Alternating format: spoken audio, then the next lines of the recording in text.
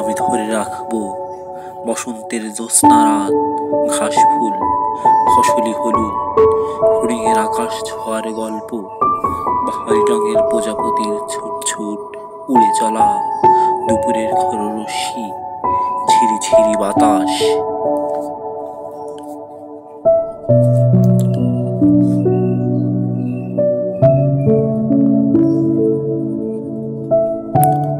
আমি ধরে রাখবো নীল গগনে তারাদের ছুটে চলা, লুকোচুরি, মহাজাগতিক প্রতিযোগিতায় মানুষের কিংকর্তব্য বিমূলতা, আর টেলিভিশন পর্দায় ভেসে ওঠা যুদ্ধের রণধ্বনি আমি মনে রাখবো।